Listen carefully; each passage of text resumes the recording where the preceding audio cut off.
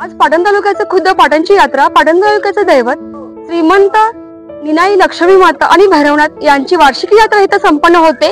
आणि आता आपण पाहता इथं की मी श्रीमंत निनाई लक्ष्मी देवीच्या पाषाणाजवळ उभे आहे। भक्तगणांची रांग लागलेली आहे। इथं गुलाल व्हायला जातोय। मंदिर अक्षरशः होतं, पण यावर्षी खूप आनंद होतोय की मंदिराचं बांधकाम अर्ध्यावर आलेलं आहे। अजून बांधकाम आहे थोडंफार। आणि याचं लाईव्ह चित्र आपण पाहताय आपला लोकप्रिय चॅनल सतर्क इंडिया। ते गुरु बंधू आहेत, जाणून घ्या या परंपरेविषयी। देवदेशाने धर्मापायी प्राण विचारती, आमचा देश, आमचा धर्म, आमची माणसं, आमची दैवत। पाहूया या भारतीय संस्कृती, महाराष्ट्राची संस्कृती, या पाटणचं ग्रामदैवत श्रीमंत निनाई लक्ष्मी देवी माता आणि भैरवनाथ याविषयी। यात्रेचा मुख्य दिवस आहे।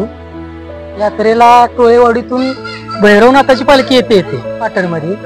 इथं पाटणमध्ये आल्यानंतर लक्ष्मी देवीची पालखी आणि भैरवनाथाची पालखी एकत्र मिळून छबिन आपला पाटणमध्ये जातोय।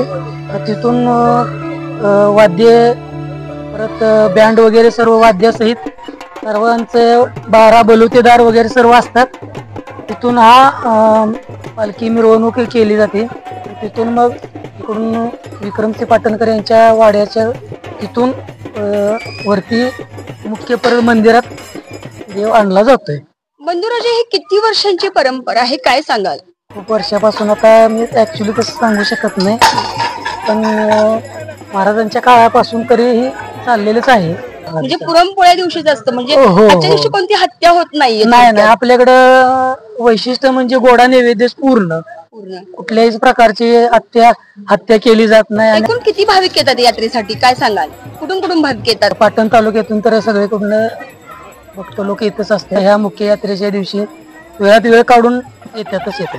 सतर्क इंडियासाठी मुख्य संपादक विराट कदम सह संतोषी जगदाळे, सतर्क इंडिया न्यूज पाहताना सतर्क इंडिया न्यूज प्रत्येक पाऊल लक्षात येतो।